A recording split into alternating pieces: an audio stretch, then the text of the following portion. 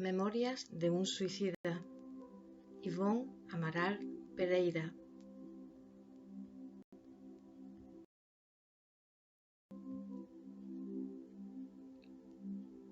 Primera parte. Los réprobos. Capítulo 1. El Valle de los Suicidas.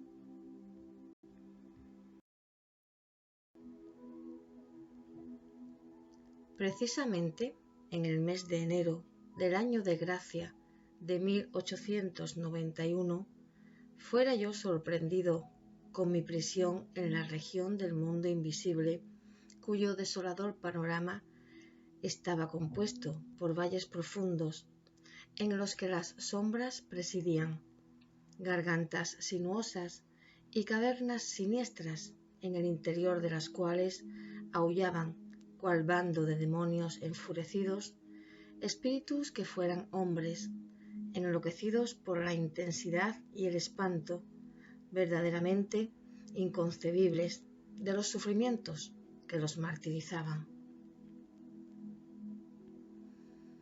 En ese paraje aflictivo, la vista torturada del forzado no distinguiría siquiera la dulce imagen de un bosquecillo que testificase sus horas de desesperación, tampoco paisajes confortadores que pudiesen distraerlo de la contemplación cansadora de esas gargantas donde no penetraba otra forma de vida que no fuere la traducida por el supremo horror. El suelo, cubierto de materias ennegrecidas y fétidas, recordando el hollín, era inmundo, pastoso, resbaladizo, repugnante. El aire pesadísimo, asfixiante, helado, oscurecido por volcanes amenazadores, como si eternas tempestades rugiesen en torno, y, al respirarlo, los espíritus allí encarcelados se sofocaban como si materias pulverizadas, nocivas más que la ceniza y la cal, les invadiesen las vías respiratorias, martirizándolos con un suplicio inconcebible al cerebro humano habituado a las claridades del sol, dádiva celeste que diariamente bendice la tierra, y las corrientes vivificadoras de los vientos sanos que tonifican la organización física de sus habitantes. No había entonces allí, como no habrá jamás, ni paz, ni consuelo, ni esperanza. Todo en su ámbito, marcado por la desgracia, era miseria, asombro, desesperación y horror. Se diría la caverna tétrica de lo incomprensible, indescriptible realmente, rigurosamente, hasta para un espíritu que sufriese la penalidad de habitarla. El Valle de los Leprosos, lugar repulsivo de la antigua Jerusalén de tantas emocionantes tradiciones y que en el orbe terráqueo evoca el último grado de la abyección y del sufrimiento humano, sería un consolador lugar de reposo comparado al lugar que intento describir. Por lo menos, allí existiría solidaridad entre los leprosos. Los de sexo diferente llegaban hasta a amarse, se adoptaban buenas amistades, hermanándose en el seno del dolor para suavizarlo. Creaba su sociedad, se divertían, se hacían favores, dormían y soñaban que eran felices. Mas en el presidio del que os deseo dar a conocer, nada de eso era posible, porque las lágrimas que allí se lloraban eran por demás ardientes para permitirse otras atenciones que no fuesen las derivadas de su misma intensidad.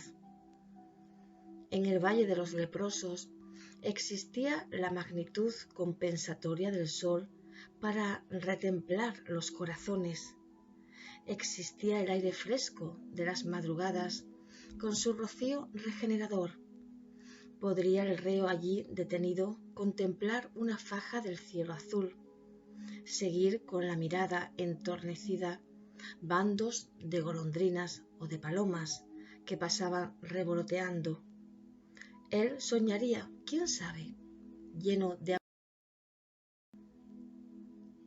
al poético clarear del plenilunio, enamorándose del suave centelleo de las estrellas que, allá en lo inalcanzable, saludaban a su desdicha, dándole consuelo en el aislamiento al que lo forzaban las férreas leyes de la época. Y después la primavera fecunda volvía, rejuvenecía las plantas para embalsamar con sus perfumes acariciantes las corrientes de aire que la brisa diariamente tonificaba con otros tantos bálsamos generosos que traían en su seno amoroso. Y todo eso era como dádiva celestial para reconciliarlo con Dios, dándole tregua en la desgracia. Mas en la caverna donde padecí el martirio que me sorprendió más allá de la tumba, nada de eso había. Aquí era el dolor que nada consuela, la desgracia que ningún favor ameniza, la tragedia que ninguna idea tranquilizadora viene a rociar de esperanza.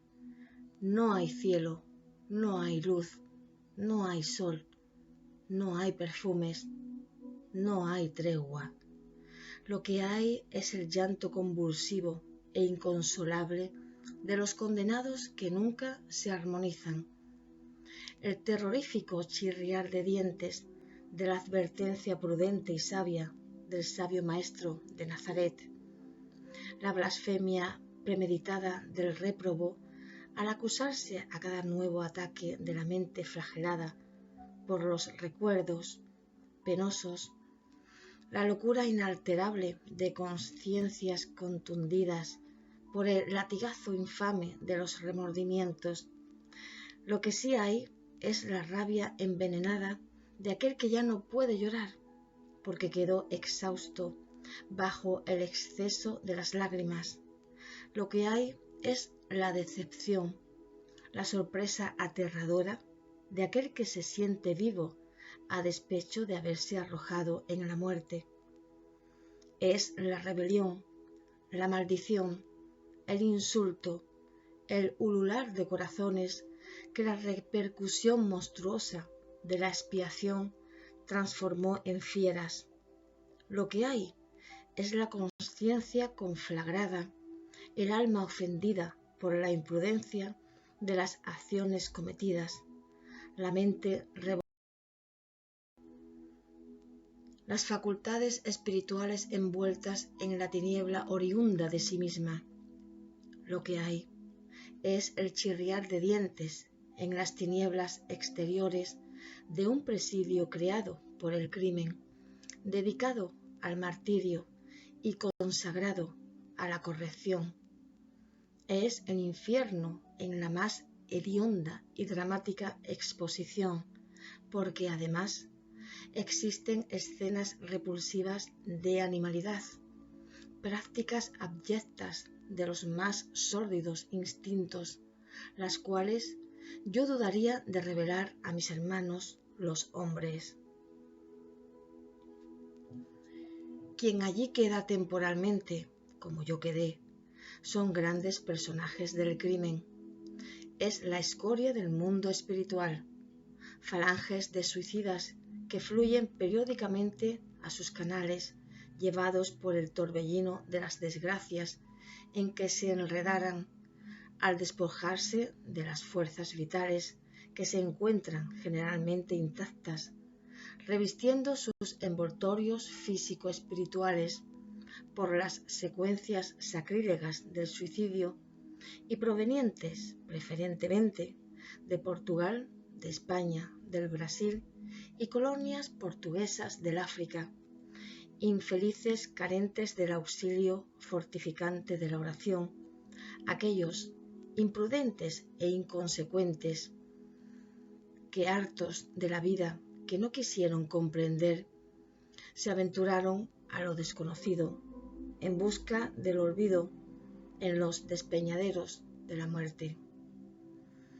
El más allá de la tumba está lejos de ser la abstracción que en la tierra se supone, o las regiones paradisíacas fáciles de conquistar con algunas pocas fórmulas inexpresivas. Él es, antes que nada, simplemente la vida real. Es lo que encontramos al entrar en sus regiones. Es vida, vida intensa, desarrollándose en modalidades infinitas de expresión, sabiamente en continentes y falanges como la Tierra lo está en naciones y razas, teniendo organizaciones sociales y educativas, modelo que servirán de padrón para el progreso de la humanidad. Es en lo invisible, más que en mundos planetarios, que las criaturas humanas cogen inspiraciones para los progresos que lentamente aplican en el orbe. No sé cómo serán los trabajos correccionales para suicidas en los demás núcleos o colonias espirituales destinadas a los mismos fines y que se desarrollarán bajo cielos portugueses, españoles y otros. Apenas sé que formé parte de la siniestra falange detenida por causas naturales y lógicas en ese paraje horrendo cuyo recuerdo aún hoy me repugna la sensibilidad. Es bien posible que haya quien se ponga a discutir mordazmente la veracidad de lo que se expone en estas páginas. Dirán que la fantasía mórbida de un inconsciente exhausto de asimilar a Dante habrá producido por cuenta propia la exposición aquí ventilada, olvidando que, al contrario, el vate florentino es que él conocería lo que el presente siglo siente dificultad en aceptar. No os invitaré a creer. La creencia no es asunto que se imponga, simplemente, y sí al razonamiento, al examen, a la investigación. Si saben razonar y pueden investigar, que lo hagan, y llegarán a conclusiones lógicas que los pondrán en la pista de verdades asaz interesantes para toda la especie humana. A lo que os invito, lo que ardientemente deseo y para lo que tengo todo el interés en combatir, es de que renuncien a conocer esa realidad a través de los canales tenebrosos a que me expuse al suicidarme, por no entender la advertencia de que la muerte no es más que la verdadera forma de existir.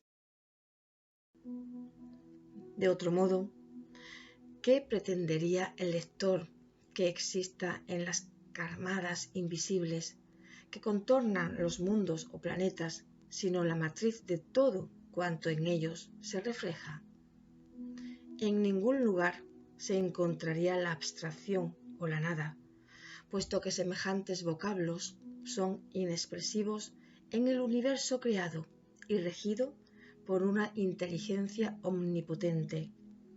Negar lo que se desconoce por no estar a la altura de comprender lo que se niega es una insania incompatible con los días actuales.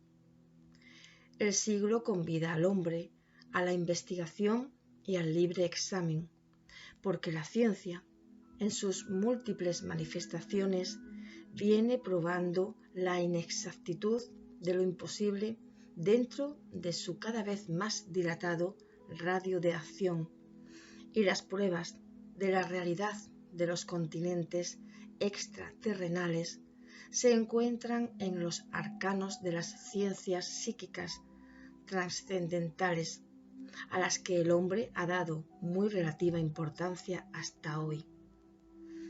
¿Qué conoce el hombre además de su propio planeta, donde ha renacido desde hace milenios, para criteriosamente rechazar lo que el futuro ha de popularizar bajo los auspicios del psiquismo. Su país, su capital, su aldea, su choza, o cuando está más excedido de ambiciones, algunas naciones vecinas cuyas costumbres se nivelen a las que le son usuales. Por todas partes, a su alrededor, existen mundos reales llenos de vida abundante e intensa, y si él lo ignora, será porque se complace en la ceguera, perdiendo el tiempo en futilidades y pasiones que son de su cuño. No investigó jamás las profundidades oceánicas, y no podrá realmente hacerlo por ahora. No obstante, de existir debajo de las aguas verdes y agitadas un mundo perfectamente organizado, y si un universo que asombraría por su grandiosidad e ideal perfección. En el mismo aire que respira, en el suelo donde pisa, encontraría el hombre otros núcleos organizados de vida, obedeciendo al impulso inteligente y sabio de leyes magnánimas fundamentadas en el pensamiento divino que las acciona para el progreso en la conquista de lo más perfecto. Bastaría que se tuviese aparatos precisos para averiguar la veracidad de esas colectividades desconocidas que, por ser invisibles unas y otras apenas sospechadas, no por eso dejan de ser concretas, armoniosas, verdaderas. Siendo así, prepárense también, desarrollando los dones psíquicos que heredó de su divino origen. Impulse pensamiento, voluntad, acción, corazón, a través de las vías sublimes de la espiritualidad superior, y alcanzará las esferas astrales que circundan la tierra. No era, pues, presidiario de ese antro ominoso del horror. No vivía, sin embargo, allí solo.